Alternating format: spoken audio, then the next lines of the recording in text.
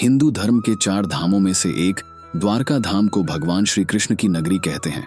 द्वारका धाम गुजरात के काठियावाड़ क्षेत्र में अरब सागर के समीप स्थित है। श्री कृष्ण की द्वारका नगरी के जल विलीन होने की कई पौराणिक कथाएं प्रचलित हैं। चलिए जानते हैं भगवान श्री कृष्ण की द्वारका नगरी के डूबने के पीछे क्या वजह थी।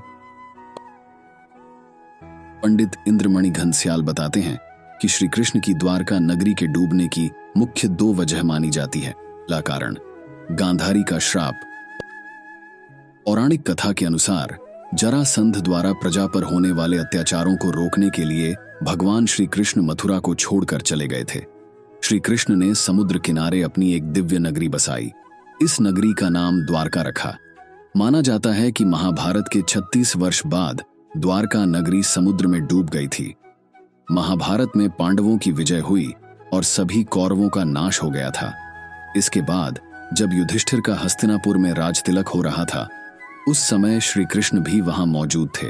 कृष्ण को महाभारत युद्ध का दोषी ठहराते हुए भगवान श्री कृष्ण को श्राप दिया कि अगर मैंने अपने आराध्य की सच्चे मन से आराधना की है और मैंने अपना पत्नी व्रता धर्म निभाया है, तो जो जिस तरह मेरे कुल का नाश हुआ है, उसी तरह तुम्हारे कुल का नाश भी तुम्हारी आंखों के समक्ष होगा। कहते हैं इस श्राप की वजह से श्री कृष्ण की द्वारका नगरी पानी में समा गई। दूसरा कारण ऋषियों का श्राप। एक अन्य पौराणिक कथा के अनुसार एक बार महर्षि विश्वामित्र, देव ऋषि नारद, कण्व द्वारका गए।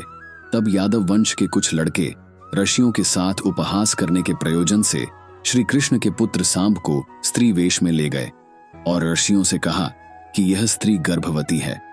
आप इसके गर्भ में पल रहे शिशु के बारे में बताइए कि क्या जन्म लेगा। ऋषियों ने अपना अपमान होता देख श्राप दिया कि इसके गर्भ से मुसल उत्पन्न होगा और उस मुसल से समस्त यदुवंशी कुल का विनाश होगा।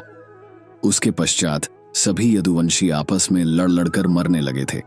सभी यदुवंशियों की मृत्यु के बाद बलराम ने भी अपना शरीर त्याग दिया था।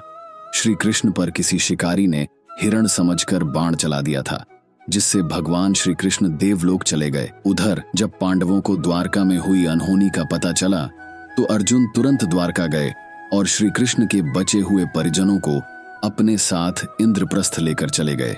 इसके बाद देखते ही देखते पूरी द्वारका नगरी रहस्यमयी तरीके से समुद्र में समा गई।